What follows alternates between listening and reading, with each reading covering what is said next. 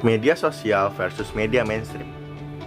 Media konvensional seperti televisi, radio, koran, dan portal online lainnya mengalami penurunan pendapatan karena pandemi dan konvergensi digital. Sudah bukan rahasia lagi jika posisi media mainstream mulai dianggap telah disaingi oleh keberadaan media online. Karena pengguna media online atau media sosial dianggap lebih merasa bebas berekspresi karena memiliki otoritas yang kuat dengan banyaknya fitur di dalamnya. Sehingga tidak hanya hiburan, namun berita mereka bisa nikmati dan hanya bermodalkan paket prabayar yang murah. Memasuki era digital, kekuatan media cetak dan media online memang kian memudar. Seiring dengan meningkatnya penetrasi internet, masyarakat lebih bebas memilih dari mana mereka mendapatkan informasi. Jika sebelumnya masyarakat harus menunggu media cetak terbit, kini mereka bisa mengaksesnya dari manapun dan kapanpun. Media online yang menjamur pun ternyata menjadi primadona salah satunya di era digital. Ini tak lepas dari kehadiran platform media sosial seperti Facebook, Twitter, Instagram, TikTok, dan YouTube yang menghadirkan informasi apapun dengan cepat dan berantai. Untuk bisa up to date dengan perkembangan informasi, kita sekarang bisa bergantung pada aplikasi media sosial. Internet tampaknya telah menjadi ruang utama di mana warga negara dapat berkomunikasi tanpa batasan. Ruang-ruang seperti blog, situs-situs di jaring sosial, dan microblogging telah memungkinkan warga negara untuk menciptakan publik sendiri dan terlibat satu sama lain secara bebas. Media-media jenis baru yang kian subur saat ini dipengaruhi oleh pengguna internet yang mempunyai akun media sosial. Riset ini mencatat penyebaran informasi melalui sosial media sangat luar biasa, sehingga dirujuk oleh media mainstream. Dalam beberapa tahun terakhir, kita telah menyaksikan jejaring sosial berkembang secara pesat. Jejaring dunia maya membentuk kembali komunikasi di seluruh dunia secara signifikan, meningkatkan kecepatan penyebaran berita, dan menghubungkan dunia lebih kuat dari sebelum-sebelumnya.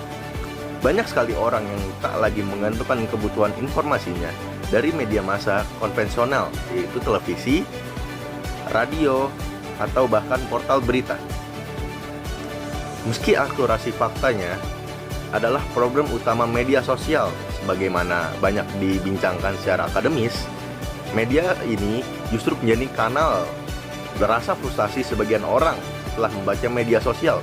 Rusaknya kredibilitas dengan berbagai kasus hoax diandalkan orang bisa kembali ke media arus utama atau media mainstream. Asosiasi Penyelenggara Jasa Internet Indonesia dalam survei 2020 melansir jumlah pengguna internet mencapai 200,6 juta jiwa atau 73% dari total penduduk Indonesia sebesar 243,9 juta jiwa. Angka ini mengalami pertumbuhan dibandingkan pada tahun 2019, yaitu sebanyak 196,71 juta jiwa. Sementara itu, Landscape Digital Indonesia merilis mencatat durasi rata-rata akses harian pengguna internet berdasarkan media. Posisi terbanyak berupa mengakses internet dari semua perangkat dengan durasi 8 jam 52 menit. Kemudian, durasi bermedia sosial 3 jam 14 menit, menonton TV, reguler maupun streaming sebanyak 2 jam 51 menit, dan membaca berita online maupun cetak dalam waktu 1 jam 38 menit. Disusul kemudian dengan aktivitas mendengar layanan musik selama 1 jam 30 menit, bermain video games 1 jam 16 menit, mendengarkan podcast 44 menit, dan mendengarkan siaran radio selama 35 menit. Laporan tersebut menunjukkan bahwa penggunaan internet didominasi aktivitas bermedia sosial yang menonton acara secara streaming maupun mendengar podcast secara streaming.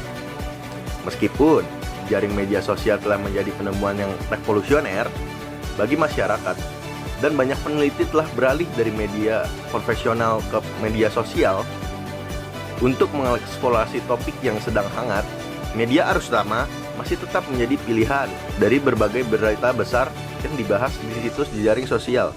Uniknya, penggalian aliran data dalam media sosial untuk membuat rekomendasi dari bentuk-bentuk konten seperti video berdasarkan topik yang sedang tren dan menjadi salah satu unsur data dalam komunitas riset.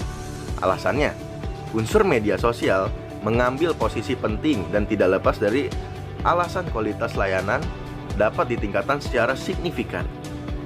Media mainstream bisa kita batasi sebagai media populer dengan badan hukum yang jelas dan terverifikasi oleh Dewan Pers. Dia bisa membentuk koran, radio, televisi, atau media online. Pada umumnya, media ini sudah berdiri lama dan mendapat tempat di hati halayak ramai masyarakat. Sebagai perusahaan yang berorientasi bisnis, media mainstream lazimnya akan menjaga kredibilitas dengan modal kepercayaan. Media ini akan masih bias diterima halayak, sekali salah bisa hilang pembaca atau pemirsa. Jadi, atas nama bisnis, media akan mengubur diri sendiri jika menjanjikan berita hoax atau berita palsu. Para wartawan di media mainstream juga pada umumnya adalah orang-orang yang profesional. Mereka adalah para sarjana yang mendapatkan pembekalan khusus tentang etika jurnalistik. Mereka juga umumnya bergabung dalam serikat profesi yang diikat oleh kode etik jurnalistik. Jadi, wartawan itu untuk mencari dan mengolah dan menyebarkan informasi dengan kerangka etis, mereka hanya boleh mengabarkan fakta bukan fantasi. Walaupun wartawan juga manusia dan bisa salah dalam menuliskan suatu berita. Dan pada akhirnya, media konvensional menurut saya tidak akan benar-benar punah asalkan akses internet yang menjadi kunci sebagaimana media bisa diakses dan menyebarkan dengan luas ke seluruh Indonesia.